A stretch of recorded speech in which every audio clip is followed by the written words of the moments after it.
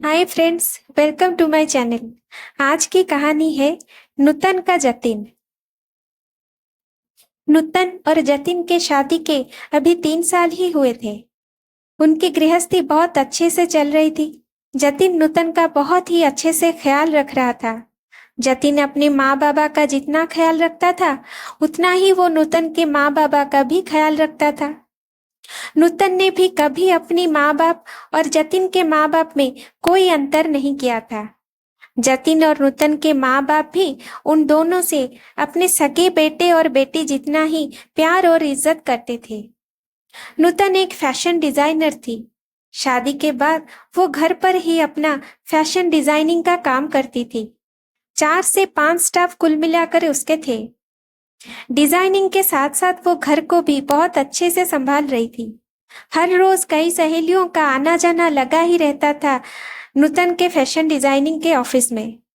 एक दिन उसकी एक सहेली मंजू ने उसे कहा, क्या जतिन तुझे सच में इतना प्यार करता है जितना कि वो दिखाता है? नूतन ने झट से कहा, मुझे उनके प्यार पर कोई शक नहीं है।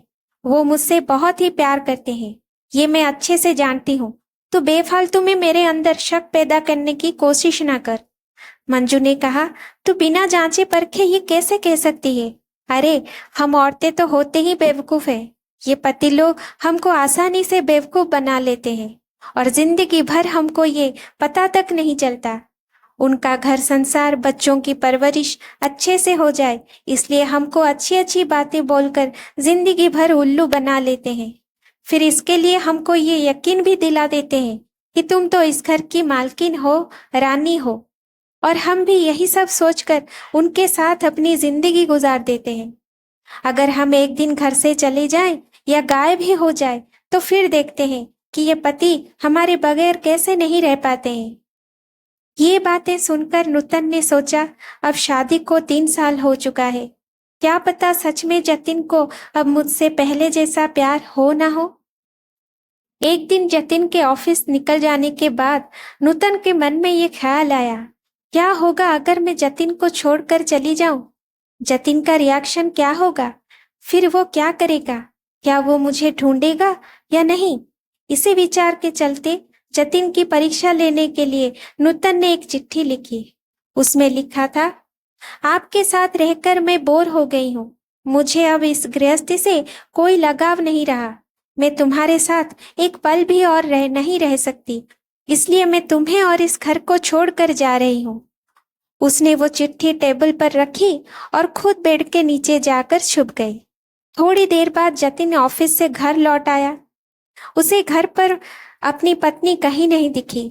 फिर उसकी नजर टेबल पर रखी उस चिट्ठी पर गई। चिट्ठी को उठाकर उसने पढ़ी। थोड़ी देर तक बिल्कुल शांत रहा, कुछ नहीं बोला। फिर उसने उसी चिट्ठी के पीछे कुछ और लिख दिया और अपने मोबाइल पे जोर जोर से गाना बजाया। फिर उसने अपने कपड़े बदले और अपनी एक फ्रेंड को फोन लगाया और उससे कहा, मैं आज बिल्कुल आजाद हो गया हूँ। मेरी बीवी को आखिरकार ये एहसास हो ही गया कि वो मेरे काबिल नहीं है, इसलिए वो खुद ही मुझे छोड़कर हमेशा के लिए चली गई है और अब मैं बिल्कुल आजाद हो गया हूँ।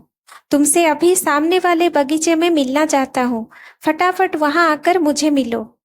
ऐसा कहकर जतिन घर के बाहर निकल गया।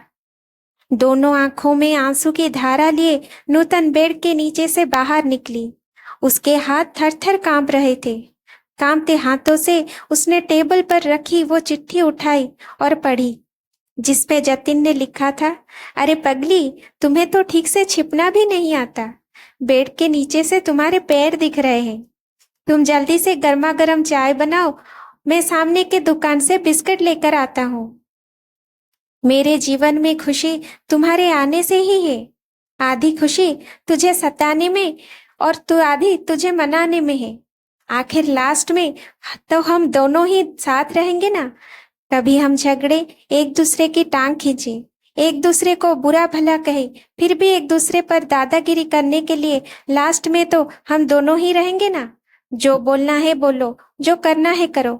जब चश्मे गुम जाएंगे तब एक दूसरे के चश्मे ढूंढने के लिए लास्ट में तो हम दोनों ही रहेंगे ना।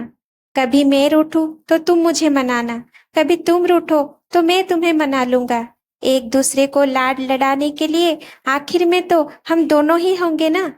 जब नजर कम आएगा, सुनाई भी कम देगा, तब एक दूसरे में एक दूसरे को ढूंढने के लिए हम दोनों ही तो होंगे ना। जब घुटनों में दर्द बढ़ जाएगा, कहीं आना जाना भी बंद हो जाएगा, तब एक दूसरे के नाखून काटने के लिए तो हम दोनों ही होंगे ना। मेरी रिपोर्ट तो बिल्कुल क्लियर है, आई एम ऑल राइट। ये बोलकर एक दूसरे को चिढ़ाने के लिए आखिर तो हम दोनों ही होंगे ना। जब हम दोनों का साथ छूटेगा, अंतिम विदाई होगी, तब एक दूसरे को माफ करने के लिए आखिर हम दोनों ही होंगे ना। आखिर में सिर्फ हम और सिर्फ हम दोनों ही होंगे। चिट्ठी खत्म होते होते ही नूतन का रो रो कर बुरा हाल हो गया था। उसे पता चल गया था कि उसका पति उससे कितना ज्यादा प्यार करता है। नूतन को अब यह एहसास हो गया था कि किसी की भी बातों में आकर अपनी गृहस्थी को उजाड़ना नहीं चाहिए। तो दोस्तों, किसी भी रिलेशन में आपसी विश्वास का होना बहुत ही जरूरी है। कोई भी रिलेशन हमारा आपस में कैसा है, ये सिर्फ हम ही जान सकते हैं, कोई और नहीं। क्योंकि कोई भी जब हमें और हमारे रिलेशन को जज करता है तो वो उसके पर्सपेक्टिव से करता है या फिर उसके पास्ट एक्सपीरियंस से करता है। हो सकता है वो जो कह रहा है वो ठीक हो, लेकिन सबके लिए ही वही ठीक हो, ये बोलना भी ठीक नहीं होगा। इसलिए हमारा रिलेशन एक दूसरे के साथ कैसा है और कितना सच्चा है, ये सिर्फ हम दोनों ही जान सकते हैं और कोई नहीं। इसका मतलब ये है कि हर रिश्ते का बुनियाद सिर्फ और सिर्फ विश्वास ही होता है। Thank you for watching. Please like, share and subscribe my channel.